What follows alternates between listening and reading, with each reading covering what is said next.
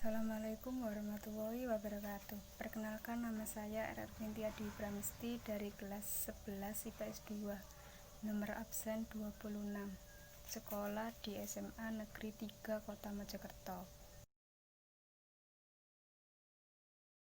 Beliau adalah Tirto Adisardjo, lahir sebagai Raden Mas Djokomono di Blora 1880 sampai meninggal di Batavia 7 Desember 1918 pada umur 37 atau 38 tahun. Adalah seorang tokoh pers dan tokoh kebangkitan nasional Indonesia. Dikenal juga sebagai perintis persurat kabaran dan kewartawanan nasional Indonesia. Namanya sering disingkat TAS. Tirto menerbitkan Surat Kabar Senda Berita 1903 sampai 1905, Medan Prijaji 1907, dan Putri Hindia 1908. Tirto juga mendirikan Syarikat Dagang Islam Medan Prijaji, dikenal sebagai surat kabar nasional pertama karena menggunakan bahasa Melayu. Bahasa Indonesia, dan seluruh pekerja mulai dari pengasuhnya, percetakan, penerbitan, dan wartawannya adalah pribumi Indonesia asli.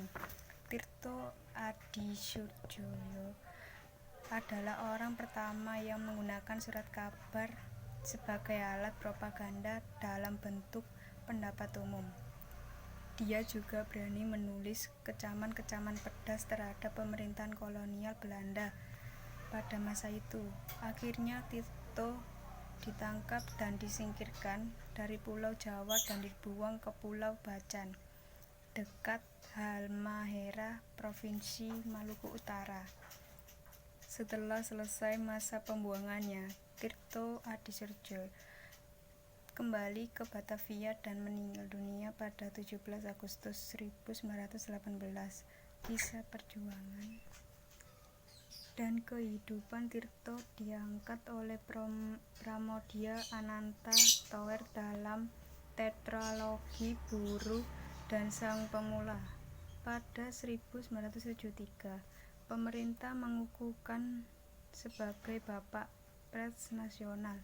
Pada tanggal 3 November 2006, Tirto mendapat gelar sebagai pahlawan nasional melalui Kepres Republik Indonesia nomor 85 TK 2006. Tirto Adisardjo juga mendapat tempat yang banyak pula dalam laporan-laporan penjabat Hindia Belanda, terutama laporan Dr. Rinkes. Ini disebabkan karena Tirto Adisardjo memegang peranan pula dalam pembentukan Syarikat Dagang Islam di Surakarta bersama Haji Samanhudi, yang merupakan asal mula Syarikat Islam yang kemudian berkembang ke seluruh Indonesia.